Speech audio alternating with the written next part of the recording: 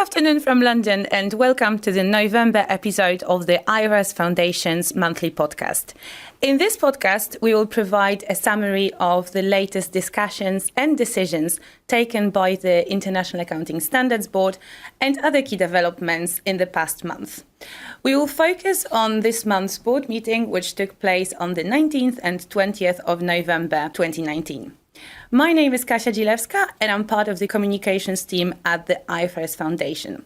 Today I'm joined by the chair of the board, Hans Hoogervorst, and Darrell Scott, board member. I think that the project, which has more followers than any UK political party at the moment, IFRS 17 that is, or rather narrow-scoped amendments to the standard, deserves to be mentioned first.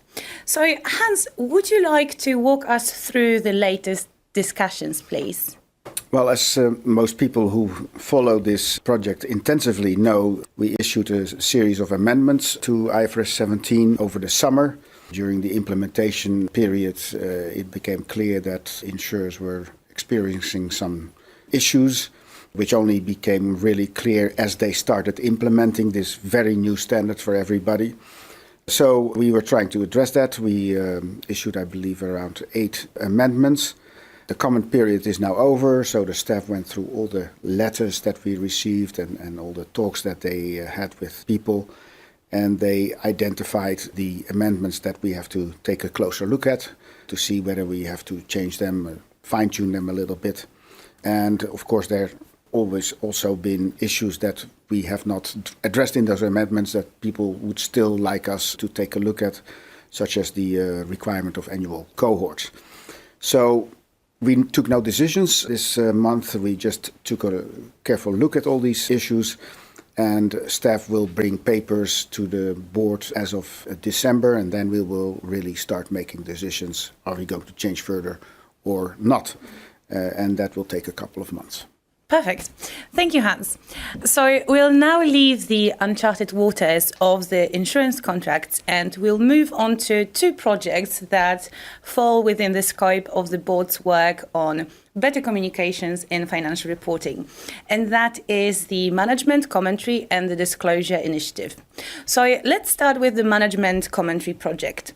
Hans, you have spoken about sustainability reporting and IFRS standards this month at an event in the Netherlands, haven't you? Yes, well, I talked more broadly about the management commentary practice statement, the reasons why I decided to update it. As people know, the management commentary practice statement is basically a set of guidance for how to write a narrative that accompanies financial statements. And 2 reasons why we really felt we have had to pick this project up again is the increasing interest and predominance of intangible assets. And secondly, that it is also clear that sustainability issues, which may not affect in the short term the financial statements, that they might pose a big challenge in the future for a company and might really affect their value creation. So those are the areas that we are really looking at. This month we looked more specifically at the question of business model, which is already part of the existing management commentary practice statement, but not very well defined. Now, this is also something that I think most company directors, managers, they will have a very good idea what their business model is, but it is very hard to catch into precise wordings. There is not a single widely accepted definition. So we discussed this month how we can help management providing an explanation of what a company's business model is. And a couple of things that management will have to look at is how do they create value for the company, not just in the short run, but also in the longer term. How do you process inputs into outputs and how do you create value in doing so? And many companies will have a mission statement or a purpose definition that is also, of course, closely related to the business model. So these are a couple of the issues that we discussed. Excellent. And more exciting, wider corporate reporting conversations are yet to come. And the second project that falls under the Better Communications umbrella and was discussed this month is the Disclosure Initiative. So, Darrell, would you like to tell me what the project is about, please? Sure. So the broader objectives of the Disclosure Initiative are really to improve the usefulness of disclosures for the users of financial statements. And there are a number of different umbrella topics that falls to. So over a prolonged period, the board discussed the way that it could go about improving disclosures. And in doing that, one of the things that we concluded is, having come to a theoretical understanding, if you like, we wanted to actually apply that theory, that process, to specific standards. And we elected two standards, one from our older group of standards, IAS 19, which deals with employee benefits, and one from our newer, stabler standards, IFRS 13, which deals with fair value. And the objective that we've taken with that is to essentially do a targeted standards level review of the disclosures in those specific standards and apply the principles that we've developed over time. Brilliant. So what did you discuss this month then? So this month was actually quite an important discussion. I think at the first and perhaps at the high level, we started out by talking very specifically about the type of language we think we can use. And I think in particular what we were talking about then is when to use prescriptive language, shall do something, and when to use more advisory language for disclosure requirements. So you set an objective and then you decide how to achieve that objective depending on the specific type of language that you use. And then, having decided on the overall type of language, how we would use that language and where we would use that, we moved on to deciding the items of information that could be used to meet the disclosure objectives we have for both IAS 19 and for IFRS 13. So this established a good base for us. I think working forward from here, we'll be discussing further disclosure objectives for both of those standards as we move to develop revised disclosure requirements for them. Great, thank you. So, Darrell, let's now forget about the Better Communications Initiative for the next 5 minutes or so, and let's focus on the workings of the IFRS Interpretations Committee, which is a body that works with the board in supporting the applications of IFRS standards. So, which issues have been brought to the committee this month? So we discussed two topics at this board meeting, and both of them we discussed at quite some detail. So I'll start with the first one because this is one that's actually quite close to my heart as an emerging market representative on the board. I knew it would be this one. And this is when we talk about the circumstance that arises when there is a lack of exchangeability in the currency of an entity or of the currency of a subsidiary of that entity. This typically happens in circumstances where one of the countries is in a hyperinflationary environment, and you lose the ability to observe or use pricings of currency in that particular jurisdiction. Now, IAS 21, which is the standard that deals with currency, effects of changes of currency, doesn't actually deal particularly well with this situation. And so we've seen and observed a lot of diversity in practice.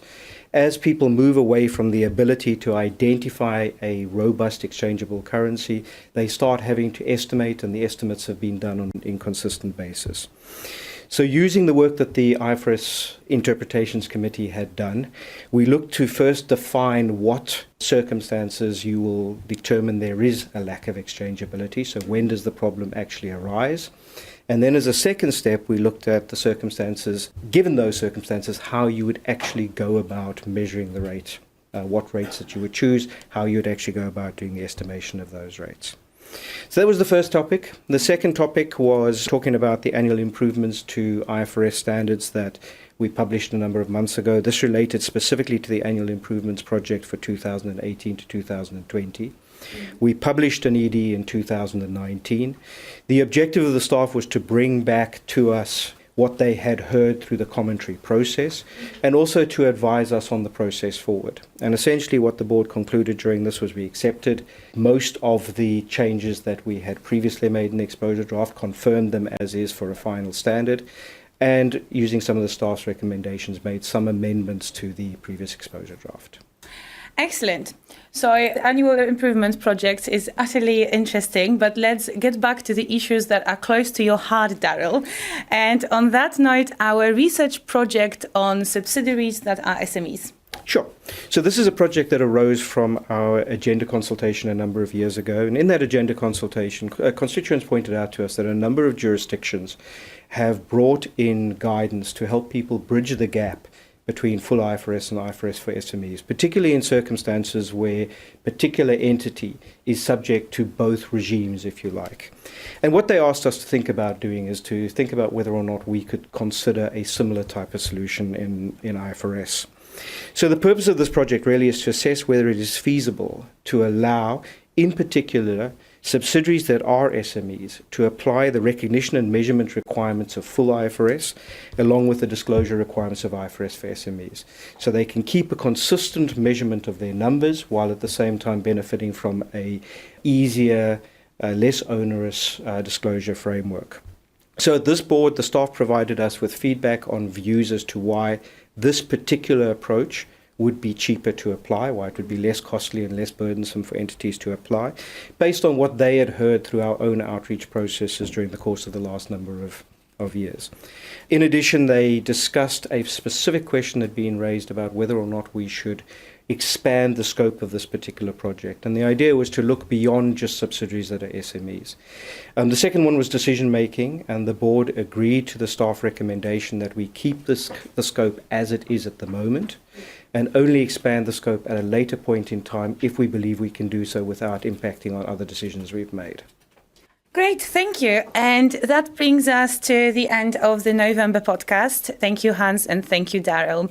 If you'd like to share with us any feedback on the podcast, please email communications@ifrs.org.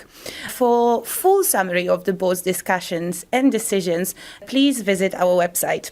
All the papers prepared for the meeting are also available online, and you can follow the board meetings live. Thank you very much for listening all, and until next time. Thank you.